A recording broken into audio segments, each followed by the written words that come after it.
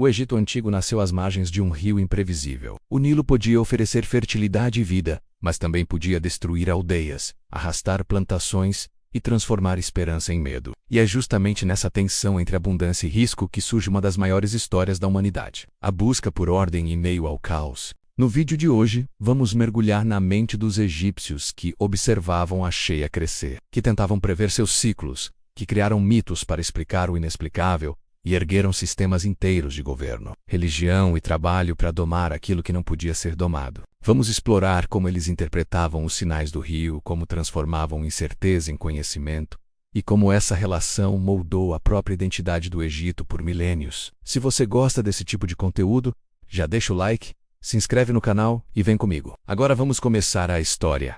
Para os antigos egípcios, o Nilo não era apenas um curso d'água atravessando o deserto. Era uma criatura viva, caprichosa, dotada de humor próprio. Ele respirava, engordava, recuava, mudava de tom e de intensidade como se tivesse personalidade. Durante boa parte do ano, sua presença era tranquila, quase silenciosa. Mas conforme o calendário avançava e o calor se acumulava no ar, uma tensão invisível começava a percorrer as aldeias. Todos sabiam que a cheia se aproximava, mas ninguém podia prever exatamente o que ela traria. Essa expectativa marcava profundamente o ritmo emocional da população. Cada família, cada agricultor, cada pescador carregava histórias herdadas de gerações anteriores, enchentes devastadoras que engoliam casas, estiagens severas que secavam canais e transformavam campos em placas de terra rachada, ou cheias perfeitas que traziam não apenas colheitas abundantes, mas também a sensação de estar em sintonia com forças maiores. A memória coletiva era moldada por esses ciclos. E o passado sempre servia como parâmetro para medir o que estava por vir. Com o início do verão, a atenção se voltava ao sul, para as regiões distantes onde as chuvas determinavam a força da inundação. A chegada das primeiras águas era aguardada quase como um presságio. A mudança no cheiro do rio, o aumento na turbidez, o som diferente da correnteza menos. Tudo era examinado com cuidado. O próprio ar parecia vibrar de expectativa. Crianças perguntavam aos mais velhos se aquele ano seria gentil ou duro. E as respostas variavam entre confiança cautelosa e silêncios carregados de preocupação.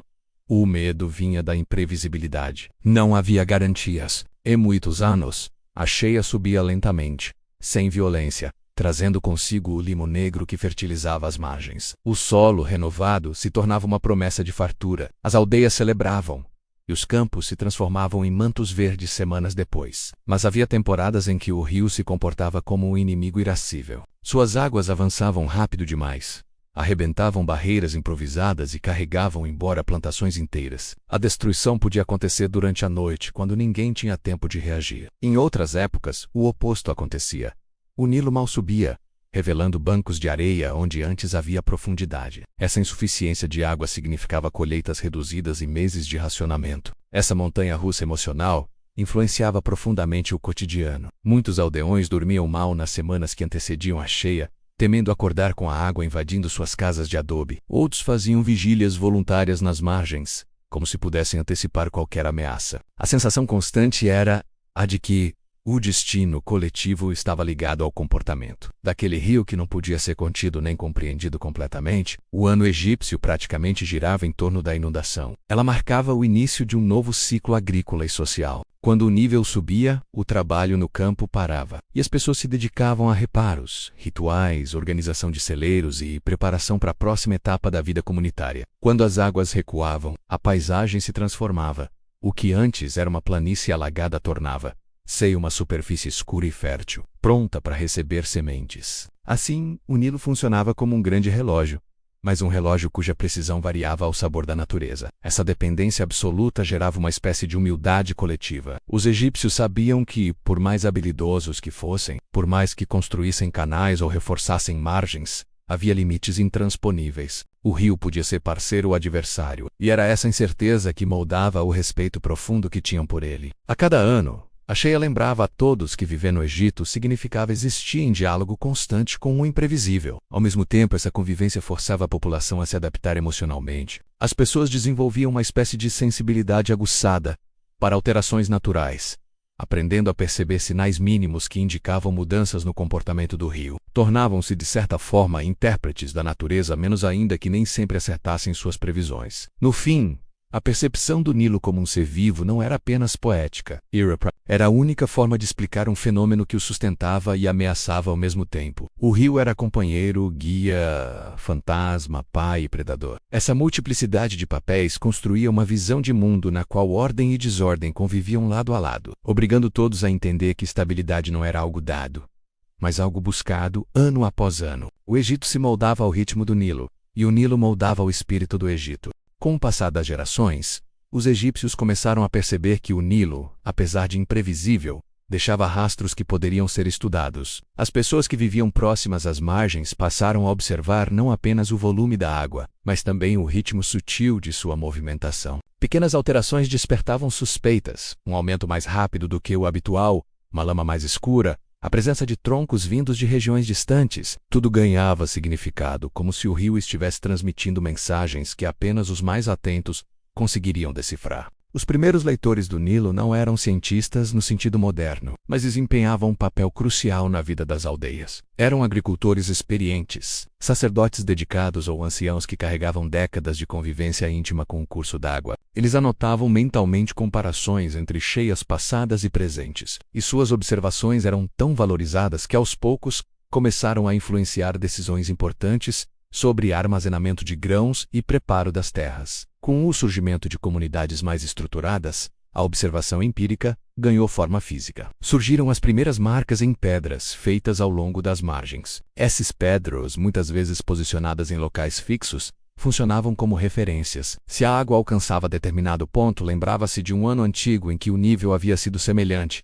E, com isso, especulava-se se o resultado seria bom ou ruim. Era uma maneira rudimentar, porém eficaz, de estabelecer memória coletiva. Com o tempo, essa prática se formalizou nos nilômetros, estruturas criadas para medir a altura da água com maior precisão. Alguns eram simples escadas esculpidas em rochas, onde cada degrau representava uma unidade de medição. Outros eram poços conectados ao rio por canais subterrâneos, permitindo acompanhar a elevação da água sem interferências externas. Essas construções se tornaram verdadeiros centros de informação. A leitura do nilômetro podia determinar impostos, orientar rituais e prever a quantidade de alimento que o reino teria no ano seguinte. Era o início de uma ciência nascente, moldada pela necessidade. Mas a observação terrestre não era suficiente. Muitos acreditavam que o segredo do comportamento do rio estava ligado ao céu. Foi assim que a astrologia começou a se entrelaçar com os ciclos do Nilo. Os sacerdotes descobriram que o surgimento heliacal de Sírius, quando a estrela voltava a ser visível no horizonte antes do nascer do sol, menos acontecia pouco antes da inundação. Esse padrão se repetia com tamanha regularidade que passou a marcar o início do ano egípcio. Para os olhos antigos, céu e rio não eram entidades separadas, mas partes de um mesmo mecanismo cósmico. Se as estrelas anunciavam a cheia, então estudar o firmamento era também estudar a água. A interpretação dos astros se tornou tão valorizada que templos inteiros passaram a servir como observatórios improvisados. Sacerdotes passavam noites analisando constelações, anotando a posição de planetas e comparando seus registros com as observações feitas no nilômetro. Acreditava-se que o universo era uma grande linguagem simbólica e que cada fenômeno natural carregava um propósito escondido. As enchentes não eram apenas resultado de chuvas distantes, eram manifestações de uma ordem superior que podia menos com esforço suficiente ser compreendida. Essa busca por padrões não eliminava o temor. Pelo contrário, tornava a ansiedade mais sofisticada. Se o nilômetro indicava níveis baixos, já se preparavam estratégias para racionamento. Se mostrava níveis altos demais, reforçavam-se e barragens improvisadas, e elevavam-se orações aos deuses. Mas havia uma diferença fundamental. Agora o medo era acompanhado de tentativa de compreensão. O caos já não era encarado como absoluto. Para muitos, o Nilo parecia seguir um tipo de lógica invisível que só precisava ser decifrada. Com cada medida registrada, cada estrela observada, cada marca gravada na pedra, o Egito dava um passo a mais na direção de transformar a observação em conhecimento. A natureza, antes vista apenas como força bruta, passava a ser considerada portadora de sinais. E isso gerou uma mudança profunda no modo de pensar. Se o rio falava através de suas cheias e o céu respondia com sua dança luminosa, então o mundo era de fato um grande enigma esperando ser solucionado. Gradualmente, essa mentalidade moldou uma cultura que valorizava o registro, a comparação e a interpretação. Mesmo que as previsões nem sempre fossem precisas, o simples ato de tentar compreender o fluxo do Nilo já mostrava uma transformação intelectual. Os egípcios estavam aprendendo a enxergar padrões onde antes havia apenas medo. E, enquanto refinavam suas técnicas, preparavam também o terreno para o surgimento de narrativas divinas que tornariam o imprevisível mais suportável e mais belo. À medida que os egípcios avançavam na tentativa de compreender o Nilo por meio de observações e comparações, percebiam que ainda havia um abismo entre o que conseguiam medir e o que realmente acontecia. O rio continuava surpreendendo, agindo como se tivesse vontade própria. Essa frustração diante do inexplicável fez surgir uma necessidade emocional profunda, a de dar rosto ao mistério, de transformar forças incompreensíveis em entidades familiares. Assim, a natureza começou a ser traduzida na linguagem dos mitos. E foi nesse processo que o Nilo adquiriu seus primeiros deuses. Hopi, o deus das águas, foi um dos primeiros a simbolizar essa busca por entendimento. Ele não era retratado como um guerreiro ou um ser ameaçador, mas como uma figura serena, de formas arredondadas, quase maternais, carregando jarros, transbordando. Essa imagem transmitia a ideia de generosidade, fertilidade e abundância, menos características que faziam sentido para um povo cuja sobrevivência dependia diretamente da cheia. Hopi representava o lado benéfico do rio, a parte que nutria os campos, alimentava o gado e sustentava as famílias. Quando a inundação vinha no nível ideal, acreditava-se que ele estava satisfeito, oferecendo ao Egito sua benevolência. No entanto, a fertilidade trazida pelo Nilo não era percebida como obra de um único deus. Ela se conectava ao ciclo de vida, morte e renascimento que formava o coração da mitologia egípcia, especialmente através de Osíris. Seu mito, o deus assassinado por seu irmão e ressuscitado por Ísis, ecoava diretamente no ciclo das cheias, quando o rio inundava a terra,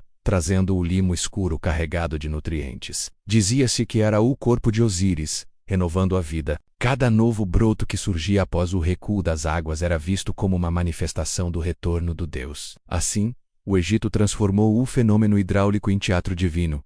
A paisagem se tornava um palco onde Osíris renascia ano após ano. A presença de Ra também era fundamental. Se Hopi representava a água e Osíris o renascimento da terra, Ra simbolizava o impulso que mantinha tudo em movimento, ou Dea Solar, atravessando o céu em sua barca luminosa. Era visto como responsável por aquecer o solo, sustentar o ciclo das estações e garantir que o mundo permanecesse em ordem. Seu percurso diário reforçava a ideia de que o cosmos seguia um ritmo equilibrado, um ritmo que o próprio Nilo, em sua dança anual de cheia e vazante, parecia repetir. Assim, os egípcios não separavam os elementos. Sol, água e solo eram parte de uma mesma engrenagem divina. Esses mitos não surgiram como fantasias arbitrárias, mas como tentativas sinceras de traduzir a complexidade do mundo. Quando a inundação chegava mais forte do que o normal, ninguém dizia apenas foi muito volume de chuva na Etiópia. Era mais natural afirmar que Hopi estava exaltado, ou que algum desequilíbrio na relação entre homens e deuses precisava ser corrigido.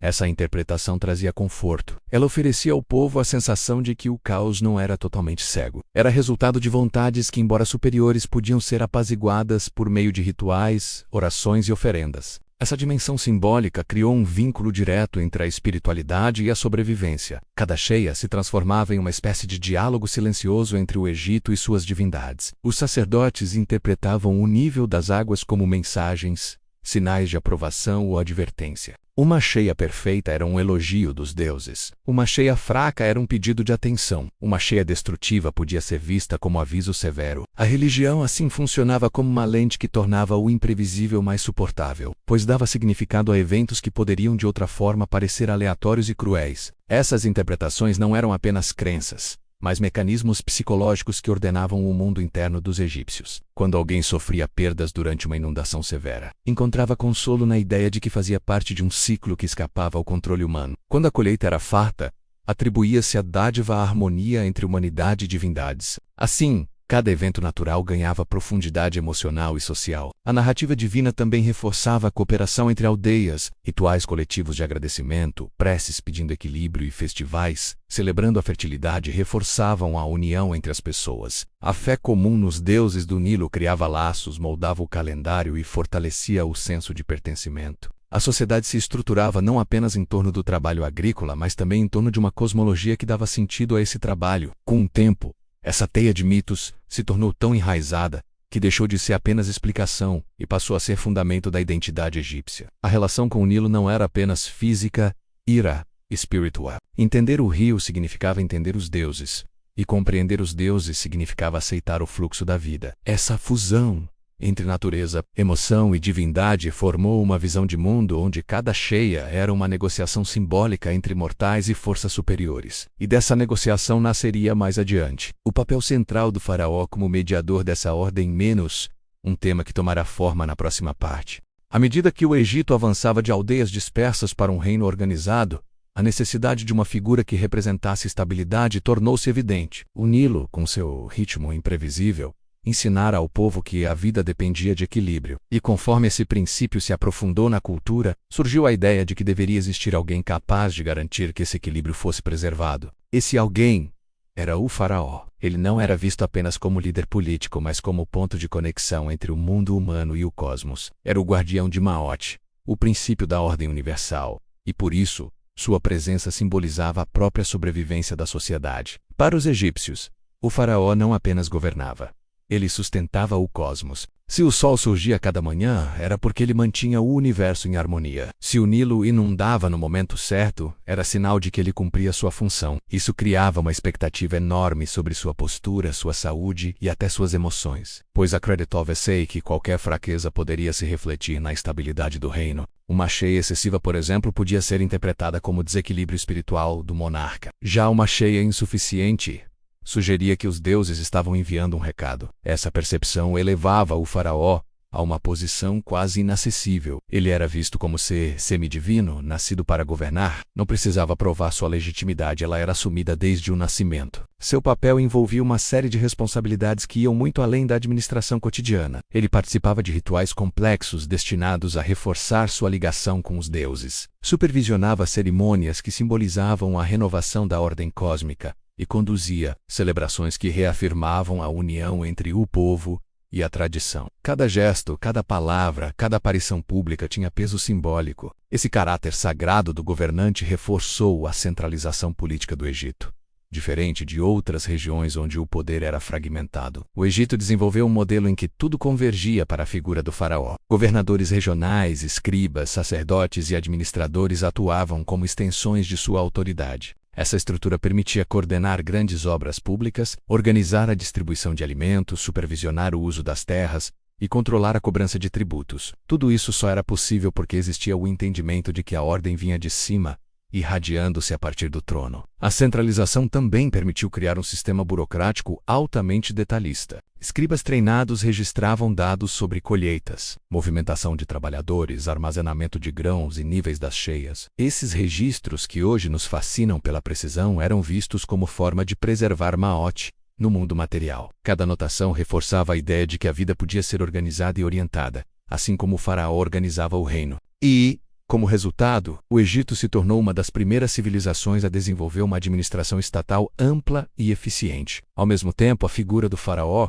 promovia a sensação de unidade. Em um território tão extenso e diverso, onde aldeias distantes viviam realidades muito diferentes, era fundamental haver um símbolo que conectasse todos. O faraó cumpria exatamente esse papel. Sua imagem estava em templos, estelas, paredes de sepulturas, palácios e objetos cerimoniais. Ele era lembrado durante festividades, mencionado nas preces e reverenciado nos rituais. Essa presença constante reforçava a ideia de que, independentemente das dificuldades locais, havia um centro sólido que mantinha o Egito unido. Essa visão não era ingênua.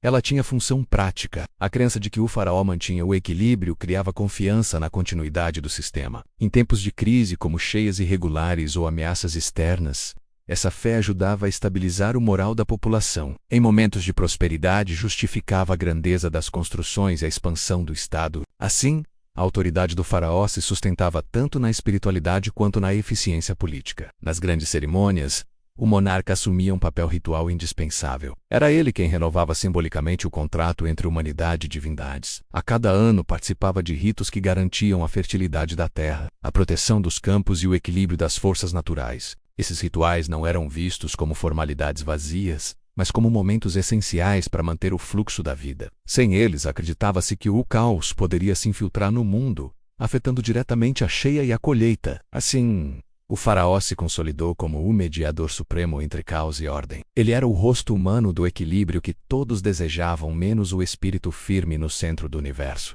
Sua imagem representava a capacidade do Egito de enfrentar o imprevisível com disciplina, fé e organização. Sob sua liderança, o caos do Nilo parecia menos ameaçador, pois havia alguém responsável por interpretar seus sinais e agir conforme a necessidade. Ao longo dos séculos, essa ideia moldou não apenas a política do Egito, mas também sua cultura, sua espiritualidade e sua visão de mundo. A centralização do poder não era apenas uma estratégia de governo, era uma resposta simbólica à incerteza natural que definia a vida às margens do rio. E pouco a pouco essa estrutura produziu as bases para o desenvolvimento das obras hidráulicas, dos registros agrícolas e de toda a engenharia que permitiria ao Egito transformar o caos em organização, tema que ganhará forma na próxima parte.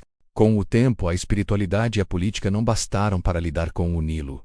Era necessário agir. Os egípcios compreenderam que, embora a cheia fosse um evento natural grandioso, o impacto dela dependia da preparação humana. Assim nasceu uma cultura profundamente prática, dedicada a observar, calcular e intervir no ciclo do rio com um objetivo simples e ao mesmo tempo monumental: transformar o imprevisível em previsível, ou ao menos administrável. A primeira dessas ações era compreender o comportamento anual do Nilo com o máximo de precisão possível. Após gerações observando o avanço das águas, os egípcios começaram a registrar padrões, medir níveis e comparar cheias antigas com as mais recentes. Os nilametros, que surgiram inicialmente como estruturas simples, evoluíram para verdadeiros instrumentos de medição. Eram escadas de pedra, colunas marcadas ou poços conectados ao rio, onde cada degrau, cada risco representava um aviso sobre o que estava por vir. Se a água subia demais, os administradores se preocupavam com possíveis destruições. Se subia de menos, preparavam-se para um ano de escassez. Esses registros eram a ferramenta essencial para planejar toda a economia.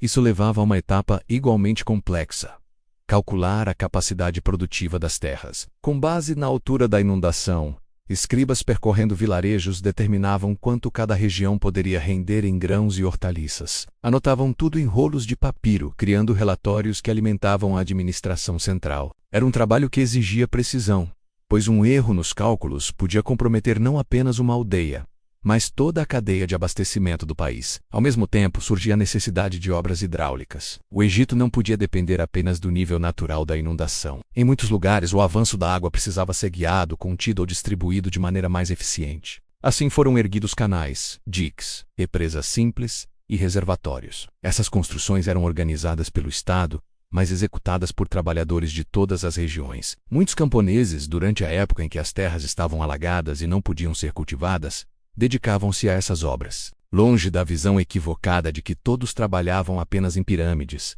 grande parte da força laboral do Egito estava concentrada em garantir que o Nilo fosse parceiro e não ameaça. Esses projetos exigiam planejamento minucioso. Era preciso conhecer o terreno, calcular a inclinação necessária para que a água corresse sem estagnar, prever erosões e construir estruturas resistentes o suficiente para sobreviver à força do rio. Os engenheiros egípcios, ainda que não usassem esse título, dominavam técnicas que combinavam experiência prática com observações cuidadosas. Usavam instrumentos simples, menos cordas, pesos, réguas, para obter medidas confiáveis. Essa mistura de conhecimento empírico e disciplina transformou o país em referência de controle hidráulico.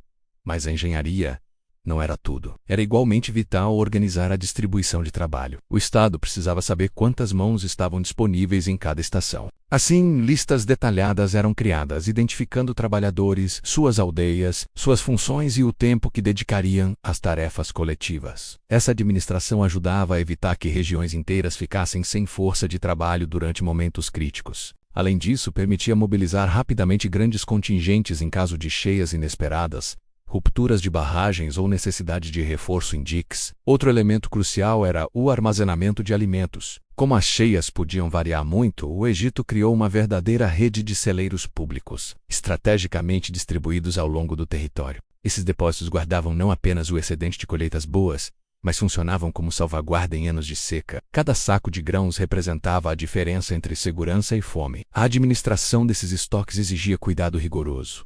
Era necessário contar, medir, registrar entradas e saídas, controlar pragas e garantir que o alimento não se deteriorasse. Escribas e inspetores dedicavam horas a vigiar esses locais, conscientes de que qualquer descuido poderia comprometer a subsistência de milhares. A rotina agrícola também se transformou. Quando o rio recuava, deixava uma camada de lodo fértil, mas nem sempre essa camada era suficiente. Assim, técnicas de preparo da terra foram desenvolvidas para garantir melhor aproveitamento do solo. Os camponeses aprendiam a reconhecer quando o terreno estava mais ou menos nutritivo, a dividir campos, rotacionar plantações e, quando possível, aproveitar canais laterais para a irrigação adicional. Ao longo das gerações, essa experiência coletiva foi se acumulando e tornando o Egito um exemplo de produtividade agrícola na antiguidade. É importante notar como ciência, organização e fé se entrelaçavam nessa rotina.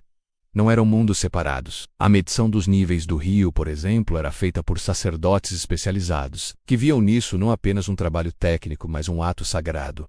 Canais eram inaugurados com cerimônias, celeiros eram protegidos por amuletos. Até a contagem de grãos tinha significado espiritual. Essa fusão fazia com que cada atividade prática se transformasse em parte de um esforço maior para manter Maiote menos a ordem menos viva no mundo. O mais impressionante é que esse sistema, embora exigisse coordenação intensa, conseguia ser adaptável. Quando o rio surpreendia, a sociedade reagia. Grupos eram deslocados, canais eram redirecionados, reservas eram liberadas. A flexibilidade era tão importante quanto o planejamento. E essa combinação permitiu que o Egito prosperasse por séculos, mesmo diante de um rio tão mutável. Enquanto muitos povos temiam a natureza como inimiga, os egípcios decidiram compreendê-la e moldá-la. Através de cálculos, engenharia e esforço coletivo, construíram uma das civilizações mais estáveis da antiguidade. O caos do Nilo ainda existia, mas agora havia ferramentas para lidar com ele. E, gradualmente, essa relação entre ser humano e rio se tornaria a base para a visão cultural que será explorada na última parte. Quando observamos a longa trajetória do Egito, fica evidente que a relação com o Nilo ultrapassou as margens físicas do rio. Ela se infiltrou na imaginação humana, na forma como as sociedades posteriores pensaram a natureza, o tempo, a organização e o próprio sentido de segurança diante da incerteza. O Egito se tornou mais do que uma civilização florescida no deserto. Tornou-se um símbolo de como o ser humano tenta transformar o imprevisível em algo compreensível, manejável e, se possível, harmonioso. Ao transformar a Sheia em calendário, o Egito ensinou ao mundo que a natureza podia ser lida como um texto, não no sentido literal, mas como algo que contém sinais, ciclos e padrões que podem ser observados e compreendidos. A disciplina com que os egípcios registravam os níveis da água influenciou povos posteriores a olhar para o mundo com curiosidade metódica. A astronomia babilônica, a matemática grega, a engenharia romana, todas de alguma forma, herdaram essa atitude de buscar na natureza uma ordem que não se revela de imediato. A ideia de que o universo possui ritmo,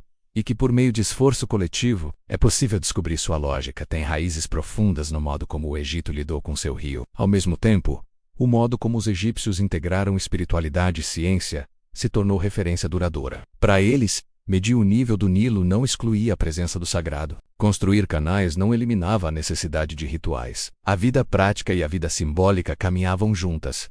Sem conflito, essa integração influenciou a forma como diversas culturas, do Oriente Médio ao Mediterrâneo, articularam suas próprias visões do mundo. A noção de que o cosmos é permeado por forças invisíveis, mas que ainda assim pode ser organizado, ecoa até hoje em tradições filosóficas, religiosas e científicas. O modelo político egípcio, por sua vez, deixou marcas profundas. A figura do governante como guardião da ordem, menos como alguém cuja função principal é impedir a fragmentação. O desequilíbrio e o colapso reaparecem em impérios muito posteriores. Reis mesopotâmicos, monarcas perses, imperadores romanos e até soberanos medievais herdaram esse simbolismo, adaptando-o às suas próprias culturas. A imagem do líder como mediador entre o caos natural e a estabilidade social tem raízes claras na tradição faraônica. A autoridade não era apenas prática, mas ritual, quase cósmica. Outro legado está na própria noção de infraestrutura como ferramenta de segurança coletiva. O Egito mostrou que construir canais, armazenar alimentos e planejar o uso da terra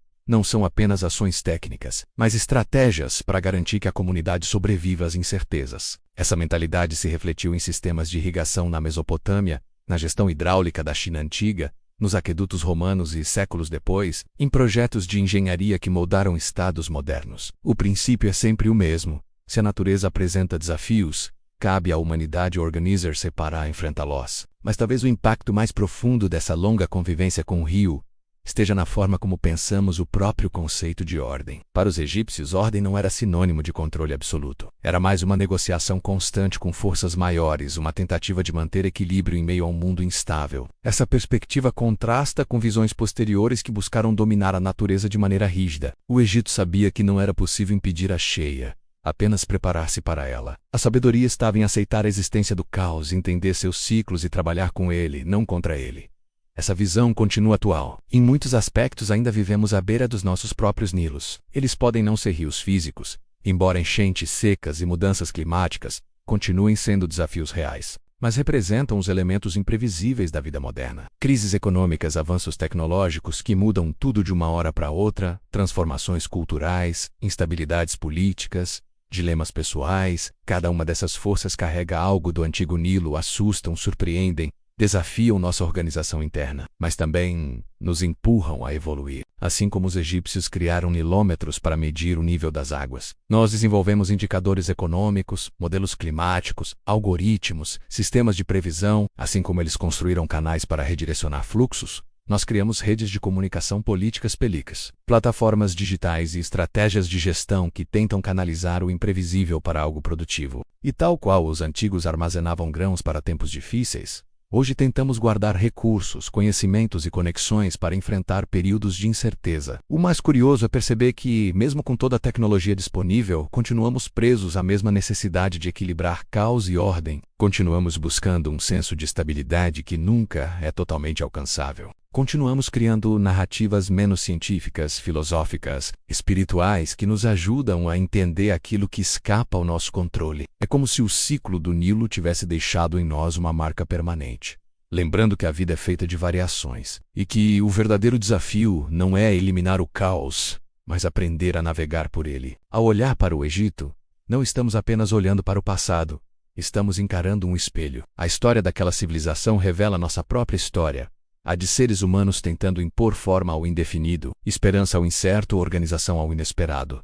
O rio deles era real. Os nossos muitas vezes são simbólicos, mas a jornada é a mesma. E talvez seja por isso que o Egito continua a nos fascinar. Não apenas pelas pirâmides, templos ou mistérios, mas porque ele representa uma das primeiras respostas humanas à pergunta que ainda fazemos hoje: como viver diante do imprevisível? A resposta deles continua ressoando: observar, compreender, trabalhar juntos, aceitar o ciclo, agir com inteligência e acima do tudo, buscar o equilíbrio entre aquilo que podemos controlar e aquilo que apenas podemos antecipar. Assim termina essa história sobre a busca pela ordem no caos do Nilo, uma busca que começou há milhares de anos, mas que de algum modo ainda continua dentro de nós.